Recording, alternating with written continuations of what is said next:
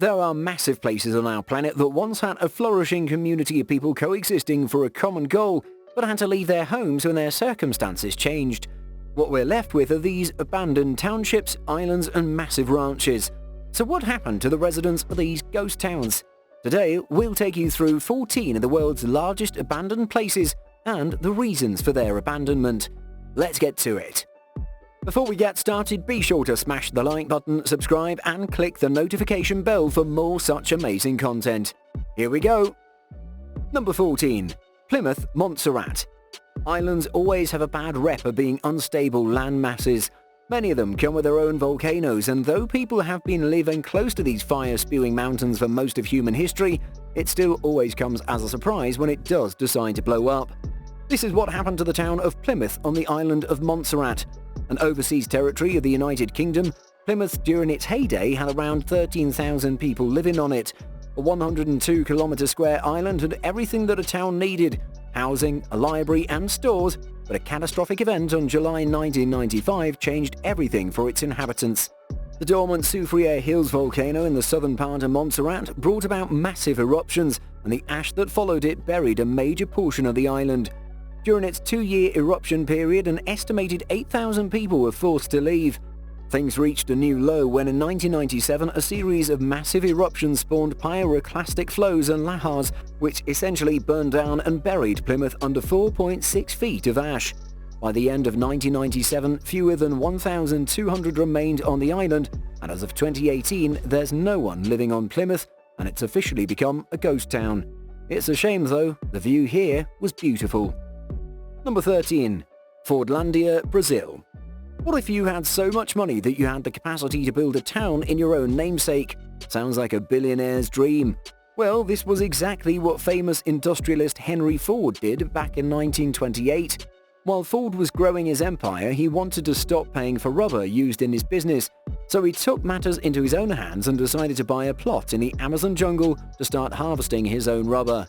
This little Amazon haven was named Fordlandia, and work began for accommodating its 2,000 workers. He built the entire city from ground up and had huge hopes for it, but things didn't work out as planned. Lack of skilled labor caused a lot of problems during construction. The American managers were not willing to cooperate or work together with the locals, and this caused a lot of miscommunication. The management even enforced a no-alcohol rule along with a strict diet of oatmeal, canned peaches and brown rice. This angered the workers further and brought up a huge riot. Things got out of control and Ford had to give up on Fordlandia in 1934, and the place slowly fell into disrepair. Though Fordlandia is an abandoned town now, there are still a few locals living here within the dilapidated old buildings. Number 12. Gunkanjima Japan. If there's an island which looks eerie right from the boat, this is it. The Gunkanjima Island is an abandoned island which is part of Nagasaki Prefecture in Japan.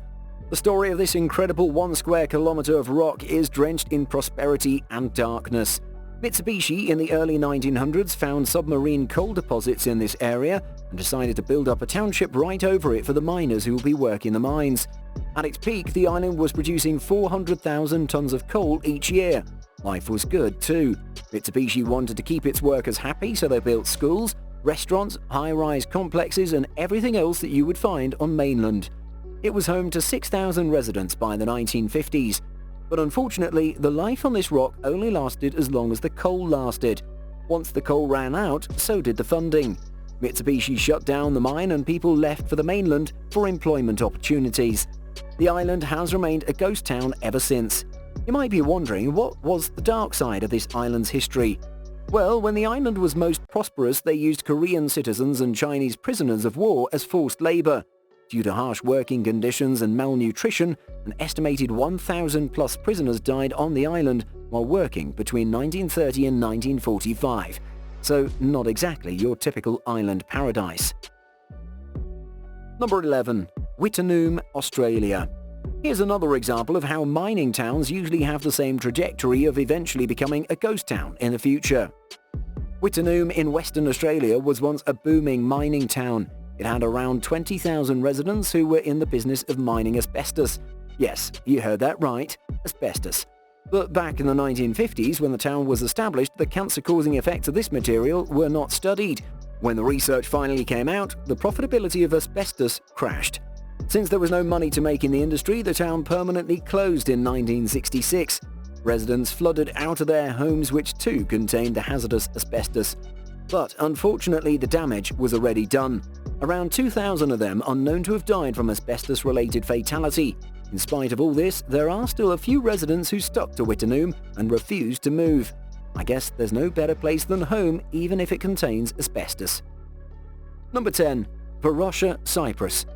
Even tourist spots are at risk of turning into a ghost town if the right, or should I say wrong, conditions are met. Varosha in Cyprus back in the 1970s was the place to be if you're a celebrity or just looking to vacation and party. Resting on the beachside, Varosha was completely equipped with everything that you would want from a seaside getaway. At the height of its popularity, Varosha was home to over 39,000 people and had 60 apartment hotels, 45 hotels, 99 places of entertainment, and 21 banks. Yes, you were completely covered if you were looking to just relax and pamper yourself there. But the sunny weather and seaside comfort soon came to a grinding stop when the Turkish army invaded Cyprus in 1974. They descended on the beach with the civilians trapped in between an active war zone. People ran for their lives, and ever since then Varosha has been fenced off and is part of a buffer zone, keeping the remaining communities on the island safe from future attacks by sea. No more beachside tanning, I guess. Number 9. Ujiaipu, China. When overambition gets the better of you, you might end up with something like this. This is Ujiaipu in China, which is built in the likeness of Manhattan and is located in the middle of Tianjin-Binhai new area. This financial district was built with a vision of encouraging commerce, but things didn't quite turn out the way that they'd planned. The local Chinese government officials borrowed an incredible $4.5 trillion to build this district. Some estimates say that the loan is as high as $10 trillion. The plan was to pay back the debt through the resulting jobs which Ujiaipu would have generated over the years. But unfortunately for them, the Chinese economy isn't as robust as before, and only a fifth of this district is currently in use. Most of Ujiaipu is deserted, with little to no pedestrians seen walking on the streets. Sadly, Ujiaipu could never live up to its fullest potential and gave Manhattan a run for its money. Number 8. Burj Al Babas, Turkey. Think you'd ever want to live in such a neighborhood? If you love Disney, you might love living here, but unfortunately, as of now, Burj Al Babas is nothing but an incomplete ghost town. Located in between Istanbul and Ankara in Turkey, this $200 million gated community was originally built for the rich. With an allotment of 732 Disney-like chateaus, the construction company managed to only complete 587 houses before going bankrupt in 2018. This was brought on by the weakening of the Turkish lira and various political issues which made business and investments difficult to conduct. After 3 years of no construction, this Disney world has slowly fallen into disrepair. Hopefully, with a relaxation of financial criteria for foreigners, which was introduced recently, this project might still see the light of day sometime soon. Number 7. Ashgabat, Turkmenistan. The gorgeous capital of Turkmenistan, Ashgabat. The palatial white buildings and massive roads certainly give this city an air of a royal settlement. The city is known for its incredible number of marbled buildings and ostentatious architectural designs. Look at this massive star, for example, or this massive indoor Ferris wheel. The government certainly doesn't mind splurging on their infrastructure here. But in spite of all the grandness, the city of Ashgabat is incredibly deserted. With less than 1 million people living here, the wide streets of this capital city are often empty and give a feeling of an abandoned settlement. Many tourists who visit here share the same sentiment. One possible explanation of Ashgabat's lack of life is its government's stringent rules in place. They forbid public smoking, driving dirty vehicles or vehicles of any other colour but white, and will actively work to remove anything that can potentially untidy the capital city. With such harsh systems in place, it's no wonder why there are very few people who want to visit here, let alone live here. Number 6. Kitsault, Canada.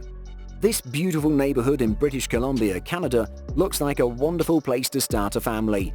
Beautiful houses with beautiful scenery. Kitsault was at one point home to 1,200 miners and their families back in 1979. The community was set up by the Phelps Dodge Corporation at a cost of $250 million upon the discovery of a rare element called molybdenum in the area. But as soon as Kitsault came up, it was vacated equally soon. 2 years after the town was founded, the molybdenum prices plummeted, which caused the money to run dry. With no money coming in, residents evacuated, leaving only a caretaker to remain who had made sure that Kitsault remained in good condition in case the molybdenum prices rose again. Eventually, the entire township was bought for $5.7 million in 2005 by millionaire Krishnan Sathanthiran.